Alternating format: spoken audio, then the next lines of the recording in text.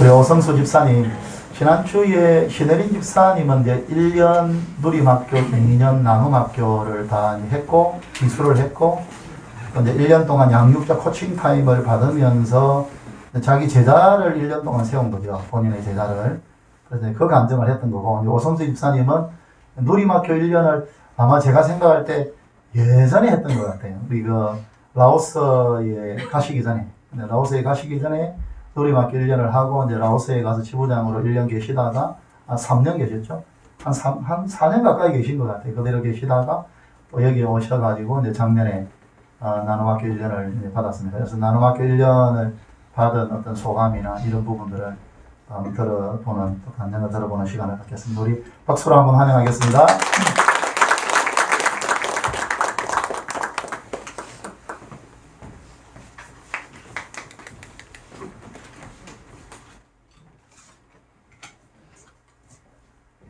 안녕하십니까. 오성수 집사입니다. 목사님의 요청을 받고 좀 망설였습니다. 이 본인의 내면, 특히 상처를 성도님들 앞에 드러내는 게 부담스럽기도 하고, 또한 말씀하셨듯이 나눔학교에서 더 풍성한 나눔이 있으신 분들이 많은데 왜 저를 시키셨을까? 하지만 충성하는 마음으로, 순종하는 마음으로 이 자리에 섰습니다. 부족하지만 잘 들어주시기 바랍니다. 2020년 8월 제가 3년 6개월 정도 라오스 생활 마치고 한국에 돌아왔을 때에는 우리나라를 포함한 전 세계가 코로나로 인해서 아주 큰 고통을 겪고 있는 시기였습니다. 직장에서는 절반 정도, 아니 절반 이상이 출근을 못하는 상황이었고, 우리 교회도 대면 예배가 제한되어서 대부분의 예배를 온라인을 통해서 드려야만 했었습니다.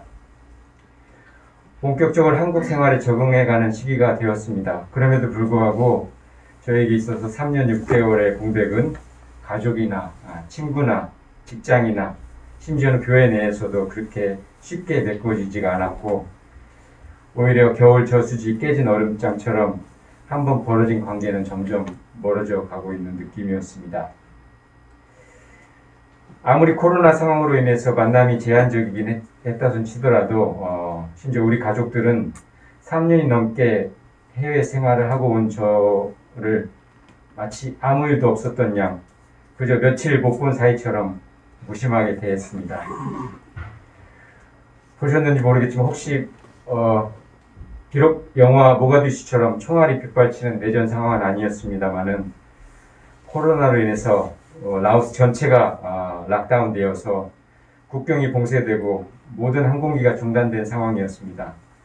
그런 가운데 겨우 두세 달에 한 번씩 운행되는 특별 전세기표를 정말 간신히 구해서 빠져나왔습니다만 저를 그렇게 대했습니다. 직장 사무실에 돌아와 보니까 분위기가 전과 180도 달라져 있었습니다. 내 위의 선배들은 아직 정년이 한참 남았는데도 불구하고 모두 주요 보직에서 밀려나가지고 대기 발령 상태였고, 저를 포함한 같이 입사한 동기들도 크게 상황은 다른 것 같지는 않았습니다. 평생을 바쳐온 직장인데 나도 어느덧 한물 간 세대 취급을 받고 오직 소명과 열정으로 헌신해서 일해왔건만 나도 매월 25일 월급 들어오기만 기다리는 어느덧 꼰대 직장인이 되어버린 것 같아서 이제는 그만둬야 되겠다 하는 생각을 매일매일 하게 됐었습니다.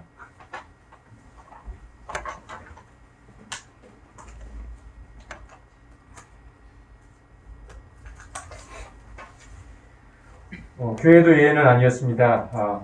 비대면염이라는 피상적인 원인보다는 정말 온전한 교제와 나눔이 이루어지지 않는 준단절의 시기였다고 해도 과언이 아닙니다.